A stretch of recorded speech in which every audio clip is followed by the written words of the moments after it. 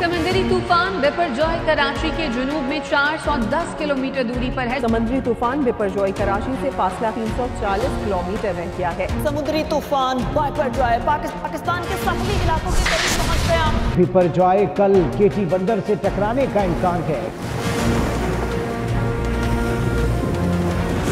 फैसल, तू भी आजकल एक ही खबर सुन रहा होगा, तूफान इतने किलोमीटर दूर रह गया, इतने किलोमीटर दूर रह गया। ये खबर सुन सुनकर मेरे कान पक गए हैं। सोशल मीडिया पर, इलेक्ट्रॉनिक मीडिया पर सिर्फ एक खबर है। मुझे लगता है सारा मीडिया सिर्फ मंजन बेच रहा है, फजूल में वक्त जाया कर रहा है। फजूल में नहीं भाई, वाकई तूफान बिपरजॉय आ रहा है और ये बड़ा खतरनाक है और इससे पाकिस्तान ही नहीं भारत को भी खतरा है।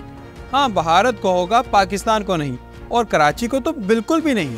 अच्छा, लगता है महकमा मौसमियात में किसी ऑथेंटिक पर्सन से बात हुई है तुम्हारी, तभी तुम इतने श्योर होके बात कर रहे हो। अरे नहीं भाई, कराची को गाजी पापा की दुआ है। क्लिफ्टन के साहिल पर अब्दुल्ला शाह गाजी का मज़ार है। इन्हीं की बरकत की वजह से ना पहले कभी तूफान आया ना अब आएगा। हाँ यार, कराची के बारे में तो तुम बिल्कुल ठीक कह रहे हो। गुज़िश्ता एक सदी में कितने ही खतरनाक तूफानों का रुख कराची की तरफ था, मगर जैसे ही वो करीब आते हैं या तो उनकी शिद्दत बिल्कुल ही कम हो जाती है या वो अपना रुख बदल लेते हैं। हजरत अब्दुल्ला शाह गाजी के मुरीदैन और अकीदतमंद तो इसकी वजह यही बताते हैं कि कराची में अजीम बुजुर्ग हजरत अब्दुल्ला शाह गाजी का मज़ार है और इन्हीं की करामात हैं कि तूफान कराची से नहीं टकराता। मगर ये एक मजहबी लॉजिक है। साइंस और वेदर एक्सपर्ट कुछ और कहते हैं। उनका कहना है कि कराची इसलिए बच जाता है क्योंकि इसका जोग्राफिया कुछ ऐसा है। मेरी ही एक पॉडकास्ट में वेदर एनालिस्ट ने बताया था कि कराची अपनी नेचुरल वर्टिकल विंड शेयर की वजह से सेव रहता है। हैं? कौन से विंड? ये क्या होता है? यार, इसका मतलब होता है कि हमारी साहिली पट्टी के इंतहाई ऊपर यानी 30-35 हज़ार फीट की बुलंदी पर जिस हाइट पर जेट उड़ता है ना, वहाँ हवाओं की रफ्तार बहुत तेज़ रहती है और बाज़ दफ़ा तो ये 250 से 300 किलोमीटर फी घंटा तक पहुँच जाती है। तो इसलिए जब भी कोई तूफान आता है तो ये हवाएं ढाल बन जाती हैं, जिससे तूफान की शिद्दत या तो इंतहाई कम हो जाती है और या फिर इसका रुख ही तब्दील हो जाता है। ओ भाई, ये माहिरीन कुछ भी कहते रहें, जब तक गाजी बाबा यहाँ है ना, पाकिस्तान में कोई भी समुद्री तूफान नहीं आ सकता। देखो भाई, इस पर तो कोई सवाल ही नहीं। वो बड़ी अजीम शख्सियत हैं, उनकी तालीमात मशले राह हैं, मगर तुम्हारी मालूमात यहाँ दुरुस्त नहीं हैं।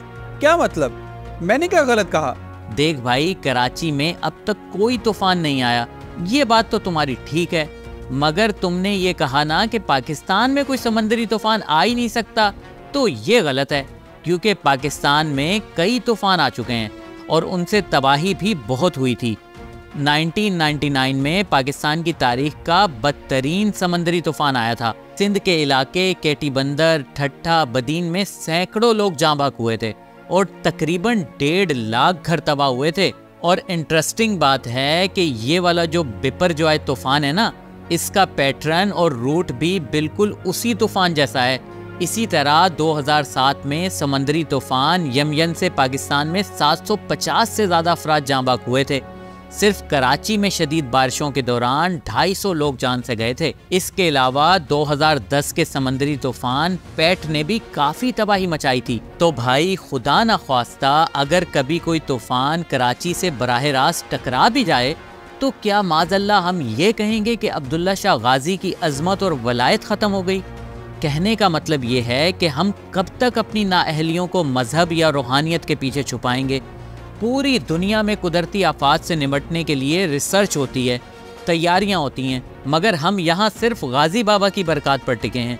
सोचो, जिस दिन अल्लाह ताला की रज़ा ना हुई और इन अजीम शख्सियात की बरकत ने हमसे मुंह मोड़ लिया, तो सोचो हमारा क्या होगा।